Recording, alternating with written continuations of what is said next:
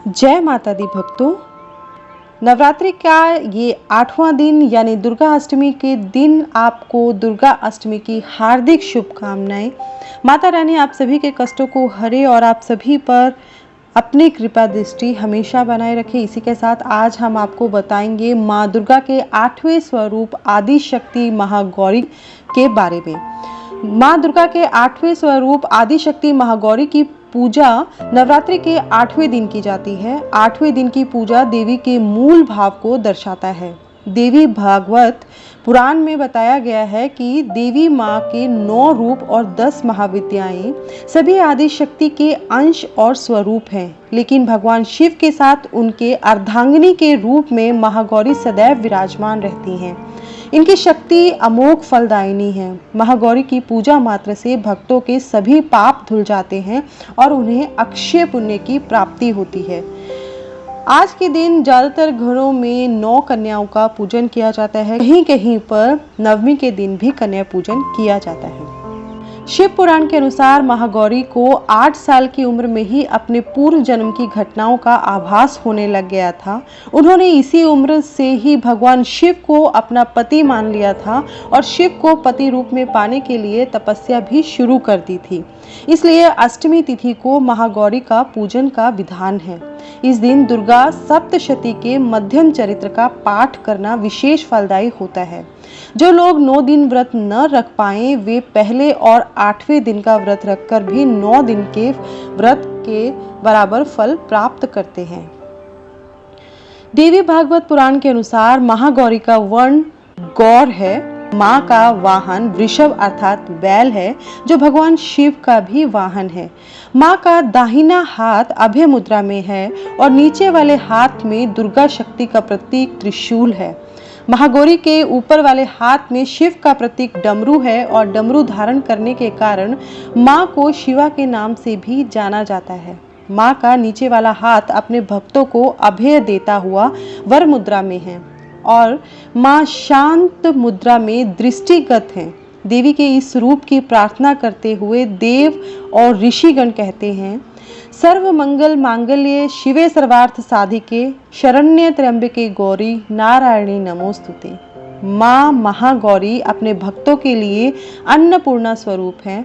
यह धन वैभव और सुख शांति की अधिष्ठात्री देवी है। सांसारिक रूप में इनका स्वरूप बहुत ही उज्जवल, कोमल, श्वेत वर्ण और श्वेत वस्त्रधारी है।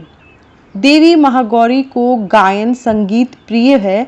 इस दिन कन्या पूजन का भी विधान है। कुछ लोग नवमी के दिन कन्या पूजन करते हैं, लेकिन अष्टमी के दिन कन्या पूजन करना श्रेष्ठ रहता है।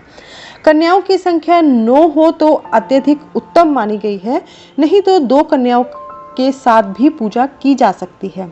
अष्टमी के दिन माँ को नारियल का भोग लगाने की परंपरा है। भोग लगाने के बाद नारियल प्रसाद रूप में बांटते। वहीं जो भक्त कन्या पूजन करता है वे हलवा, पूरी, सब्जी और काले चने का प्रसाद विशेष रूप से बनाता है।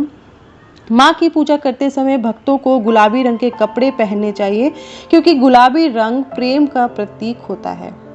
महागौरी का ध्यान मंत्र है, श्वेते वृषे समारूढ़ा श्वेतांबरा धरा शुचि महागौरी शुभम दद्यान महादेव प्रमोददा या देवी सर्वभूतेषु माँ गौरी रूपेण संस्थिता नमस्तस्यै नमस्तस्यै नमस्तस्यै नमो नमः।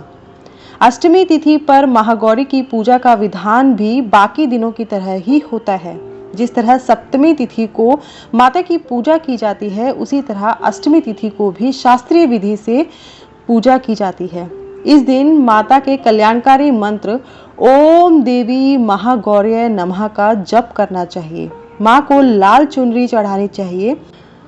महागौरी को कौन सा फूल अत्यधिक प्रिय है तो बता दें कि माँ महागौरी को रात की रानी के फूल बहुत पसंद हैं, तो आप उन्हें रात की रानी का फूल अर्पित कर सकते हैं।